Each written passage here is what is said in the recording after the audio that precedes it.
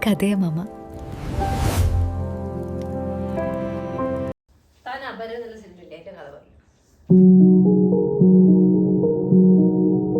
ഈ ജയറാമിന്റെ ഫസ്റ്റ് സിനിമയാണ് ഈ അപരൻ. ചെറിയ കഥയാണ്, അതുകൊണ്ട് കുറച്ച് ക്യാരക്ടേഴ്സ് ഒക്കെ ഉള്ള വളരെ ചെറിയൊരു കഥയാണ്.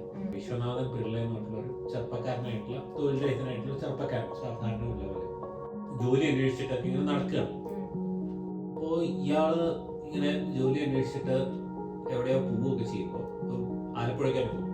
അങ്ങനെ ഏതൊരു സെറ്റിങ്ങിലാണ്. അപ്പോൾ ഇയാള് ആലപ്പുഴ പോയി നോക്കുമ്പോൾ ജോലി അന്വേഷിച്ച് അവിടെ എത്തുമ്പോഴാണ് അവിടെ വെച്ചിട്ട് ആരൊക്കെയോ ഇയാള് ഉത്തമൻ എന്ന് പേരുള്ളൊരു വൻ ഹാർഡ് കോർ ക്രിമിനൽ, കൊല്ലിയും ഒക്കെ ചെയ്യുന്ന ഉത്തമൻ എന്ന് പേരുള്ള ഒരു ക്രിമിനലാണെന്ന് പറഞ്ഞിട്ട് ഇയാളെ പിടിക്കുകയാണ്.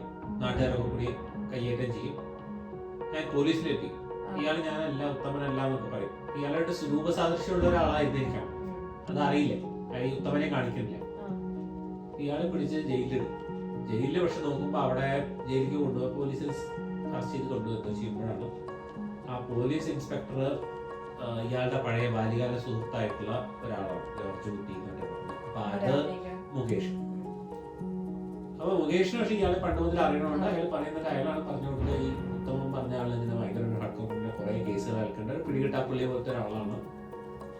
അപ്പൊ അത് ഇതൊക്കെ പറഞ്ഞു കൊടുക്കും. അങ്ങനെ അയാൾ അങ്ങനെ ഒരു പ്രശ്നത്തിൽ പെടും. അത് കഴിഞ്ഞ് ഇയാള് പോലീസ് വിടും. എന്റെ ഫ്രണ്ട് തന്നെയാണ് ഇൻസ്പെക്ടറുള്ള കേസൊന്നും എടുക്കാതെ വിട്ട് എന്നോണം.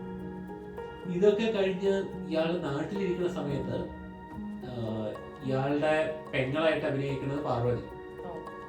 അപ്പൊ പാർവതിക്ക് ഏതൊരു കല്യാണാലോചന വരുമ്പോ ആ കല്യാണാലോചന വന്ന ആൾക്കാർ, ആ സ്ത്രീയുടെ കാരണവന്മാര്, ആ ചെക്കന്റെ വീട്ടുകാര്, അവർക്ക് ഈ ഉത്തമൻ എന്നുള്ള ആളെ അറിയാം.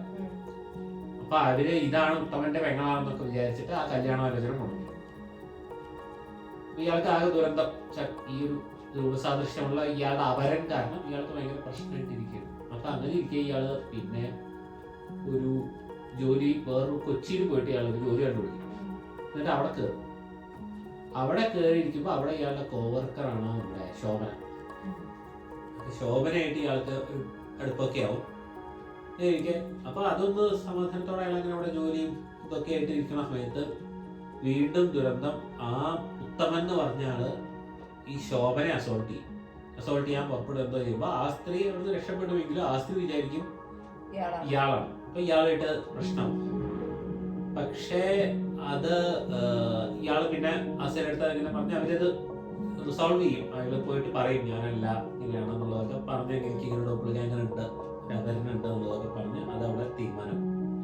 അത് കുഴപ്പമില്ല. പിന്നെ അങ്ങനെ ഇരിക്കും. അപ്പോൾ ഈ ഇയാളുടെ ബോസിനെ കാണാൻ ഏതൊരു ചങ്ങായി വരും. ഇയാളുടെ ബോസായിട്ടുള്ള ആളെ കാണാൻ ഏതൊരാൾ വരുമ്പോൾ അയാൾ ഇയാളുടെ ഓഫീസിൽ ഇയാളെ കണ്ടിട്ട് ഇയാൾ ഉത്തരനാണെന്ന് പറഞ്ഞിട്ട് ബോസിന്റെ അടുത്ത് പറഞ്ഞിട്ട് ഇയാൾ ഭയങ്കര ക്രിമിനലാണ്, നിങ്ങൾ എന്തിനാണ് ഇയാളെ ജോലിക്ക് എടുത്തിരിക്കണമെന്നൊക്കെ പറഞ്ഞ് അയാളെ അങ്ങനെ ആയിട്ട് ജോലി അങ്ങനെ ഇയാൾക്ക് ജീവിക്കാൻ വഴിയില്ലാത്തൊരവസ്ഥയിലാണ് ഇയാൾ ഇരിക്കുന്നത്. അപ്പൊ ഇയാൾക്ക് ഇയാളുടെ പെൺമക്കളിൽ വേറൊരു കല്യാണാലോചന വന്നാലും അതും ചിലപ്പോൾ ഇങ്ങനെ മറ്റേ പെങ്ങളാണെന്ന് വിചാരിച്ച് മുടങ്ങാൻ സത്യം എന്നൊക്കെ പറഞ്ഞ് ഇയാൾ ആകെ ഗതി കെട്ട അവസാനം ഈ ഇതിങ്ങനെ വെച്ചുകൊണ്ടിരിക്കാൻ പറ്റില്ല. ഇയാൾക്ക് ഉത്തമനെ പോയി കാണണം എന്നുള്ള ഒരു ഇതാവും.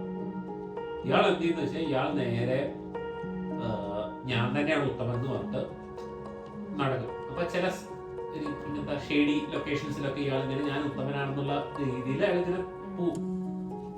അപ്പൊ ഇയാളെ ഒരു സ്ഥലത്തേക്ക് വിളിച്ചുകൊണ്ട് ഒരു പണിയുടെ ഭാഗമൊക്കെ പറഞ്ഞ് വിളിച്ചുകൊണ്ടിട്ട് ഏതോ ഒരാൾക്കാര് ഒരു അസാസിനേഷൻ നടത്താനായിട്ടുണ്ട്, ആരെ കൊല്ലാനോ എന്തിനോ വേണ്ടി ഇയാൾക്ക് കുറെ കൊട്ടേഷൻ പൈസ കൊടുക്കും.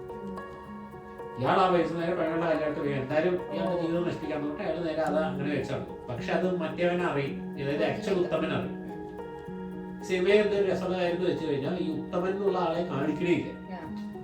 ആൾക്കാർ പറഞ്ഞു കേട്ട അറിവ് മാത്രമേ ഉള്ളൂ. ഇയാളുടെ രൂപസാദൃശ്യം ഉണ്ടോ എന്താണെന്നും നമുക്കറിയാം. എന്താണെങ്കിലും അയാള് പക്ഷെ ഇയാളെ വിളിക്കും, ഫോണിൽ വിളിക്കും.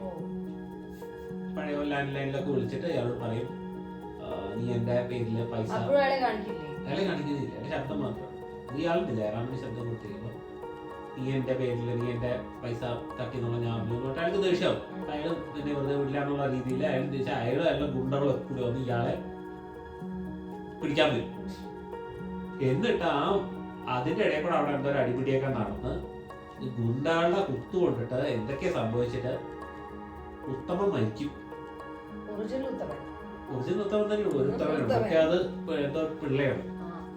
അപ്പൊ ഉത്തമനായിട്ട് കാണിക്കില്ലേ? ഇല്ല, അത് എന്തായാലും മരിക്കും. അത്രയല്ലേ ഉള്ളൂ. അയാൾ മരിക്കുമ്പോ പക്ഷെ എന്ത് സംഭവിക്കുന്നത്, ഈ അടിപിടിയില് ഈ പിള്ളയുടെ കയ്യിലുള്ള വിശ്വനാഥൻ പിള്ള എന്തായിരുന്നു വിശ്വനാഥൻ പിള്ളയുടെ കയ്യിലുണ്ടായിരുന്ന സർട്ടിഫിക്കറ്റ്സും എന്തായാലും ഐഡന്റിറ്റി രേഖകളും ഒക്കെ ആ ബോഡിയുടെ അടുത്ത് കിട്ടുന്നുണ്ട്. ആൾക്കാർ വിചാരിക്കും മരിച്ചത് വിശ്വനാഥൻ പിള്ള. എന്നിട്ട് ഇയാളെ ആ ബോഡി അവര് നേരെ വിശ്വനാഥൻ പിള്ള കുത്തേറ്റ് മരിച്ചു എന്ന് പറഞ്ഞ് ഇയാളുടെ വീട്ടിലേക്ക് ആ ബോഡി എത്തിക്കും, അയാളുടെ ഉത്തമന്റെ ബോഡി. എന്നിട്ട് വീട്ടിലെത്തിയിട്ട് അവരവിടെ അയാളുടെ ശവസംസ്കാരമൊക്കെ നടത്തി അച്ഛനും അമ്മയും പെങ്ങളും ഒക്കെ കൂടി കരഞ്ഞ് വിഷമായി അല്ലെങ്കിൽ മരിച്ചു പോയി എന്ന് പറഞ്ഞിട്ട് നടത്തുമ്പോൾ അപ്പാണ് വിശ്വനാഥൻ പിള്ള പക്ഷെ അവിടുന്ന് രക്ഷപ്പെട്ടിട്ടുണ്ടാവുമല്ലോ. അയാൾ അപ്പൊ രാത്രി കുറെ പൈസയൊക്കെ ആയിട്ട് അയാൾക്ക് ഇവിടുന്ന് കിട്ടിയിട്ടുണ്ടായിരുന്ന പൈസയൊക്കെ ആയിട്ട് അയാള് വീട്ടിലേക്ക് വരും. രാത്രി ഈ ശവസംസ്കാരം കഴിഞ്ഞ ആ ദിവസം രാത്രി വീട്ടിൽ വന്നിട്ട് അച്ഛൻ്റെ കയ്യിൽ പൈസ കൊടുക്കും. അപ്പൊ ഈ പൈസ കൊടുക്കുമ്പോൾ അയാളിങ്ങനെ, മോനെ നീ രക്ഷപ്പെട്ടതല്ലേ, ഇനിയിപ്പോ എന്താണ് പരിപാടി എന്താ ചോദിച്ചാൽ അങ്ങനെ എന്തൊക്കെ ഡയലോഗൊക്കെയാണ്. അപ്പോ ഇയാള് പറയും, ഇയാൾ തീരുമാനം എടുത്തു കഴിഞ്ഞിട്ടുണ്ടാവും. കാരണം അയാൾക്ക് എന്തായാലും ഈ വിശ്വനാഥൻ പിള്ളയായിട്ട് ജീവിക്കാൻ പറ്റില്ല. കാരണം അയാളെക്കാളും നൊട്ടോറിയസ് ആയിട്ടുള്ള ഒരു ആളാണ് ഈ ഉത്തമൻ. ഉത്തമനെയാണ് കൂടുതൽ ആൾക്കാർക്ക് അറിയാം. വിശ്വനാഥൻ പിള്ള ഒരു സാധു മനുഷ്യനാണ്. വിശ്വനാഥൻ പിള്ള അധികം ആൾക്കാർക്ക് അറിയില്ല. ഉത്തമൻ എന്നുള്ള ഇയാളുടെ നൊട്ടോറിയസ് ആയിട്ടുള്ള അവരനെ എത്രയോ ആൾക്കാർക്ക് അറിയാം. അപ്പൊ ഇയാൾ എങ്ങനെ ജീവിച്ചാലും ആ ഉത്തമന്റെ ഹിസ്റ്ററി ഇയാളുടെ പിന്നാലെ ഉണ്ടാവും. അപ്പൊ ഇയാൾ പറയും, ഇനിയിപ്പോ എന്തായാലും ഇങ്ങനെ എത്രയൊക്കെ സ്ഥിതിക്ക് ഞാൻ ഇനി ബാക്കിയുള്ള ആളെ ഉത്തമനായിട്ട് ജീവിക്കാം. അപ്പൊ ഇനി എന്നെ കൊണ്ട് ആർക്ക് ശല്യം വേണ്ട. വിശ്വനാഥൻ പിള്ളയ്ക്കാണ് ശല്യം ഉണ്ടായിട്ടുള്ളൂ. ഉത്തമൻ എന്തായാലും ഉത്തമൻ വളരെ ഉത്തമനായിട്ടുള്ള ഒരാളാണ്. അയാളുടെ കഴിഞ്ഞതാണ്. അയാളൊരു ക്രിമിനലാണ്. അയാൾ നിന്ന് അണിഞ്ഞ് കുളിച്ച് കയറാന്നുള്ള പോലെ ഇരിക്കുന്ന ഒരാളാണ്. അപ്പൊ അയാൾക്ക് ഇനി കറ പറ്റിയ ഒരാളാണല്ലോ. അപ്പൊ ഞാൻ ഉത്തമനായിട്ട് തന്നെ ജീവിക്കാം, ഇപ്പൊ എനിക്ക് ഒന്നും വേണ്ട, പെങ്ങളുടെ കല്യാണം നടക്കട്ടെ എന്നൊക്കെ പറയും.